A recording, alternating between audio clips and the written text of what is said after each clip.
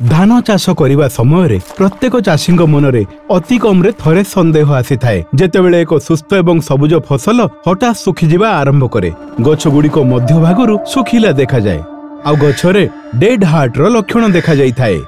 तापरे भल अमलर आशा मलिन हेबाकु लागे। एई भय प्रत्येक ऋतुरे चाषी शांति छड़ेई नहीं थाए। एई क्षति पछरे एक लुचि रहिथिबा कीट हैला कांड बिंधाकारी।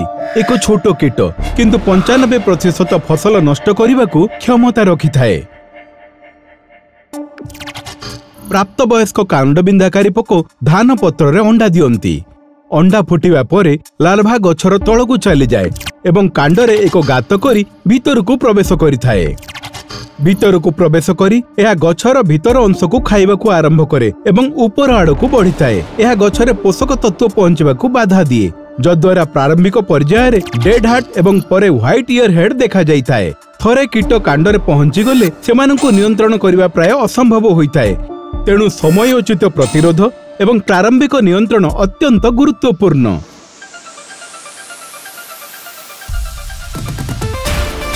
वर्तमान बायर नहीं आसी एक आशा बिकोटा सहित एक शक्तिशाली समाधान जहाँ केवल कांड बिंधाकारी डेड हार्ट विरुद्ध रे लड़ाई करि न थाए एवं कार्यदक्षता रे स्थिरता मध्य प्रदान करे। सर्वोत्तम मूल एवं कांडर विकास करि थाए जहाँ द्वारा चाषी माने अधिक उत्पादनक्षम फसल पाआंती जहाँ अधिक अमलर आधार गठन करे।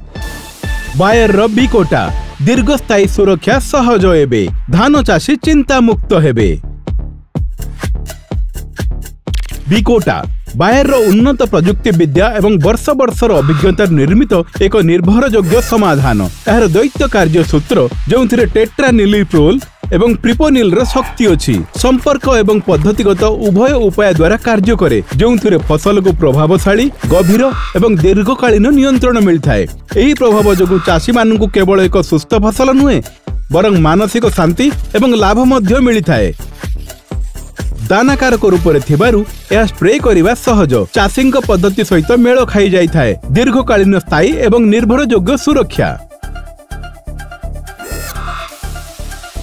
बिकोटा को प्रति एकर 5 किलोग्राम हार रे बाली किंबा सार सहित मिसाई प्रयोग करंतु। यह सीधा सड़क धान खेत में बुणी दियंतु। साधारणतः रोपणर 15-20 दिन पर किंबा कीट देखा मात्रे जहाँ पूर्वर हुए जद्वारा कांड बिंधा पोकर प्रभावशाली नियंत्रण होई परिबो। बिकोटा दीर्घकालीन सुरक्षार चाबिकाठी। जबे यार प्रयोग सठिक परिमाण रे सठिक समय रे एवं सठिक उपाय रे करा जाए तेबे बिकोटा प्रदान करे कांड बिंधा पोक उपरे प्रभावशाली नियंत्रण, स्थिर एवं दीर्घकालीन प्रभाव, शक्तिशाली मूल, अधिक उत्पादनकारी उद्भिद एवं उत्तम फसल वृद्धि। बिकोटार मुख्य लाभ। बिकोटा धान फसल रे कांड बिंधा पोक नियंत्रण पई एक उत्कृष्ट समाधान जहाँ प्रभावशाली एवं निर्भरयोग्य सुरक्षा प्रदान करे। दैत्य कार्य सहित यह दृढ़ कीट नियंत्रण को शक्त करिथाए एवं दीर्घस्थायी प्रभाव प्रदान करिथाए। प्रारंभिक पर्यायर यार उपयोग फसलर सबुठारु संवेदनशील वृद्धि पर्यायर प्रभावशाली सुरक्षा प्रदान करे।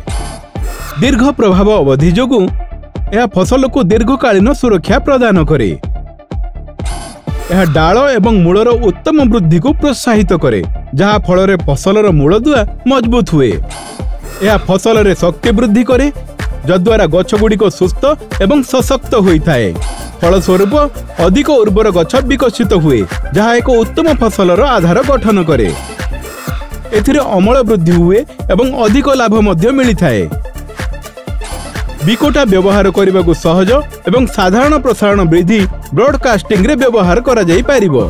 यह व्यवहारकारी एवं लाभदायक कीटमानक पई निरापद जद्वारा यह खेतर व्यवहार निरापद एवं दायित्व रे होई परिथाए। यह कीट नियंत्रण परिचालना को मजबूत करिथाए एवं प्रतिरोधर प्रसार को मंथर करिथाए। शेष रे बिकोटा संबंधित कीट परिचालना IPM पद्धति सहित सुसंगत जहाँ स्थायी एवं परिवेश अनुकूल फसल सुरक्षा को वृद्धि करिथाए। कांड बिंधाकारी विपद उपरे पूर्ण नियंत्रण पांतु बिकोटार दीर्घ कार्यकारी शक्ति सहित कारण शांतिर आरंभ हुए सठिक सुरक्षा सहित। बायर बिकोटा दीर्घकालीन सुरक्षा सहज हेबे। धान चाषी माने चिंता मुक्त हेबे। क्यूआर कोड स्कैन करंतु और Bayer farm rice app download करंतु, कारण जदि स्कैन करिवे तेबे फायदा रहिबे। अधिक सूचना पई hello Bayer toll free helpline 1800 120 4049 रे कॉल करंतु।